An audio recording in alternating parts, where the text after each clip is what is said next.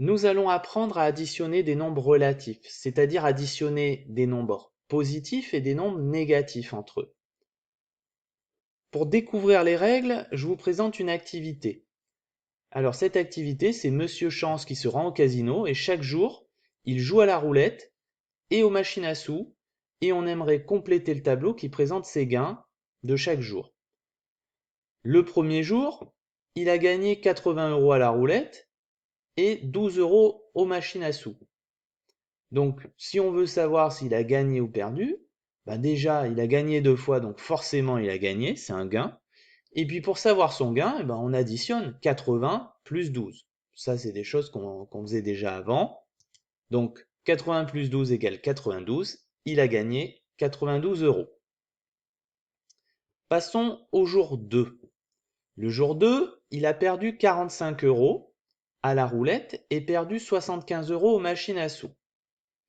Donc ici, la perte de 45 €, j'ai écrit moins 45. Après, j'ai mis un plus. Pourquoi un plus? Eh bien parce que on ajoute ce qu'il a fait aux machines à sous, hein. Et qu'est-ce qu'on va ajouter? On va ajouter un nombre négatif, puisqu'il a perdu 75 € aux machines à sous.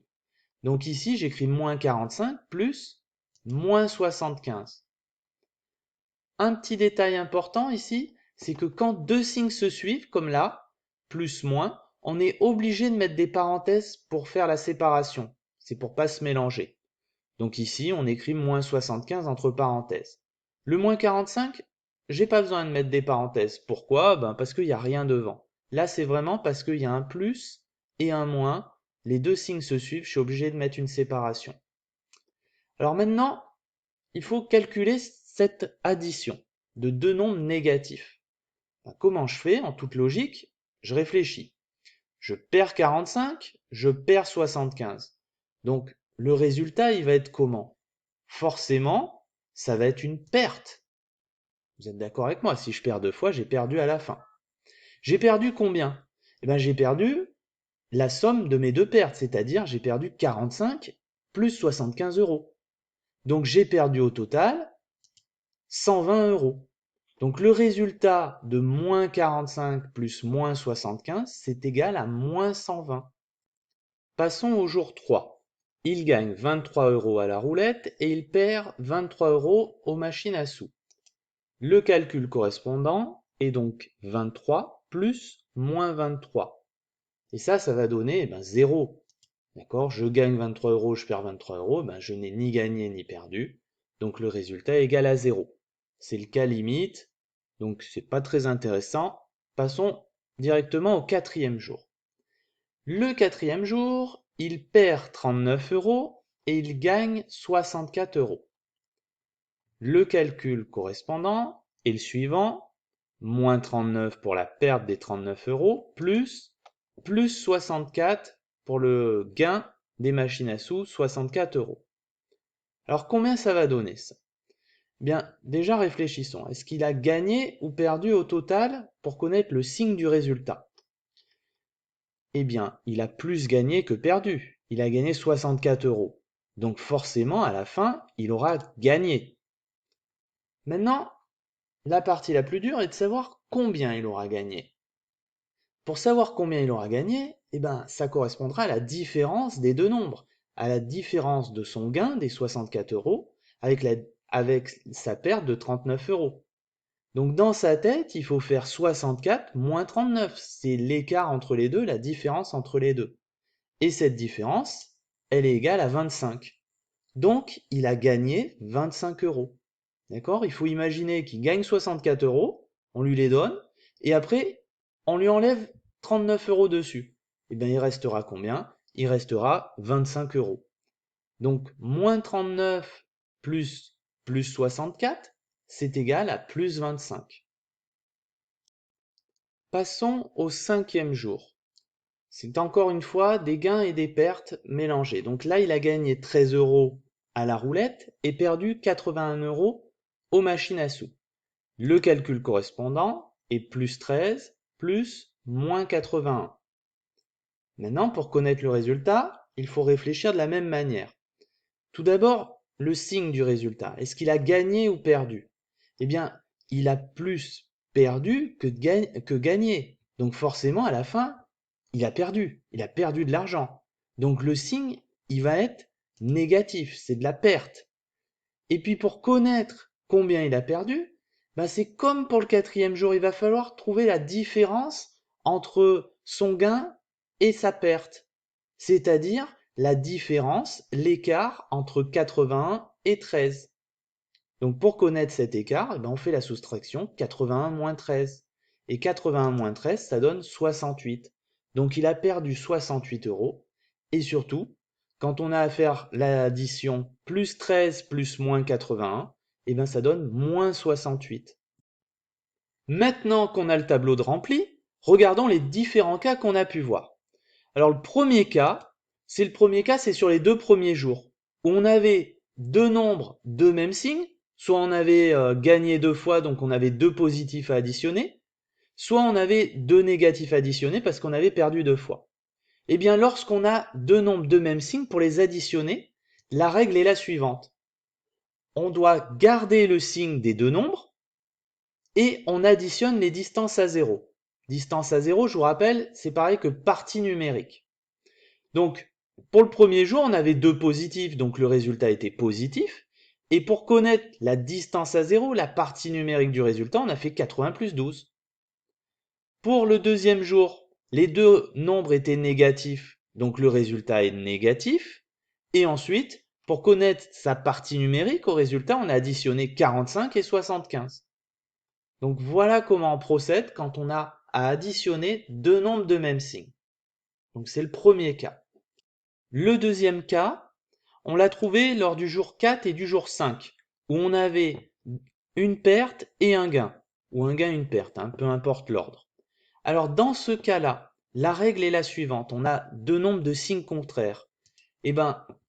La propriété nous dit que pour additionner deux nombres relatifs de signes contraires, on prend le signe du nombre qui a la plus grande distance à 0, et ensuite on soustrait la plus petite distance à 0 de la plus grande. Alors qu'est-ce que ça veut dire? La première étape, quand on vous dit on prend le signe du nombre qui a la plus grande distance à 0, c'est on prend le signe du plus fort, c'est-à-dire de celui qui a le plus perdu ou de celui qui a le plus gagné. Dans le jour 4, on avait plus gagné que perdu, donc le signe, on prenait le signe plus. Dans le jour 5, on avait perdu 81, on avait gagné 13, et forcément le résultat était négatif. Donc, prendre le signe de la plus grande distance à 0, c'est prendre le signe du plus fort. Vous pouvez le voir comme ça. Ensuite, pour connaître la partie numérique du résultat, comment on fait? On vous marque, on soustrait la plus petite distance à 0 de la plus grande. Ça, il faut comprendre, on fait la différence des deux parties numériques. Donc là, on fait 64 moins 39 pour obtenir le 25. Là, on fait 81 moins 13 pour obtenir le 68. On reviendra dessus avec les exemples. Alors, je passe au troisième cas, c'était le troisième jour, où là, on avait 23 plus moins 23, c'est le cas particulier où on additionne un nombre et son opposé, c'est-à-dire que les deux nombres ont la même partie numérique, mais pas le même signe. À ce moment-là, ça donne tout le temps 0. Bon, c'est pas très intéressant. Alors, je reviens plutôt sur la première propriété et surtout sur les exemples qu'on va faire ensemble. Alors, premier exemple, grand A est égal à moins 3 plus moins 5. Donc, c'est le cas où les deux nombres ont le même signe. Comment je fais pour faire ce calcul? Je garde le signe et j'additionne les distances à 0, les parties numériques. Autrement dit, le signe est négatif, donc le résultat est négatif. Et ensuite, je fais 3 plus 5, ça fait 8. Donc, le résultat est moins 8. Faut voir comme tout à l'heure, je perds 3, je perds 5, donc j'ai perdu et j'ai perdu 8. Ou aussi on peut le voir comme un ascenseur, je descends de 3 étages, je descends de 5 étages, je suis descendu de 8 étages. Calcul B, plus 11 plus 5. Bien ça c'est comme si j'avais 11 plus 5, vu que c'est deux positifs, c'est des choses que vous saviez faire. Donc ici il y a les plus qui sont marqués, on pourrait écrire 11 plus 5, et en tout cas, ce qui est sûr, c'est que ça donne 16. J'écris plus 16 pour insister que c'est positif, mais le plus n'est pas obligatoire. On le reverra par la suite. Dernier exemple pour cette propriété, C égale moins 9,4 plus moins 8,2. Alors c'est un peu plus délicat quand il y a des nombres décimaux, des nombres à virgule. Mais ça marche pareil. Je garde le signe des deux nombres, donc le résultat va être négatif, et j'additionne les distances à 0. 9,4 plus 8,2, ça fait 17,6. Donc voilà le résultat, moins 17,6. Passons aux exemples de la deuxième propriété quand les signes sont contraires. Premier exemple, grand D égale plus 9 plus moins 7. Première chose à savoir, quel va être le signe de mon résultat? Eh bien, je gagne 9, je perds 7. J'ai plus gagné que perdu. Hein. La plus grande distance à 0 est positive, hein, c'est plus 9. Donc le résultat est positif. Et ensuite, je fais la différence de mes deux parties numériques, la différence entre 9 et 7. 9 moins 7, ça fait 2. Donc, le résultat est plus 2. Grand E, qui est égal à plus 15 plus moins 18. Quel est le plus fort entre les deux? C'est le négatif. Hein. Je gagne 15, je perds 18. Donc j'ai perdu. Je peux écrire déjà que c'est un moins. Et c'est moins combien? C'est la différence des deux. Il y a 3 de différence. Hein. 18 moins 15, ça fait 3. Donc le résultat est moins 3. Dernier exemple, grand F égale moins 19 plus 33. Alors ça, on peut le lire aussi moins 19 plus 33. Parce qu'on a un négatif moins 19 et on ajoute un positif plus 33. Mais la plupart du temps, on écrira juste plus 33. On n'écrira pas plus 33 pour aller plus vite, pour simplifier l'écriture. Mais il faut bien avoir en tête que c'est un négatif plus un positif. Et l'erreur que vous faites souvent, c'est que là, vous mettez un moins et puis vous additionnez 19 et 33. Mais non, on a un négatif et un positif. Donc première chose à faire, c'est de garder le signe du plus fort. Et le plus fort ici, c'est le positif, c'est 33. Donc le résultat va être positif et la partie numérique va être égale à la différence de 33 et 19. Donc 33 moins 19, ça fait 14. Donc notre résultat, c'est plus 14. Voilà pour les exemples du cours. Il ne vous reste plus qu'à vous entraîner maintenant avec les exercices.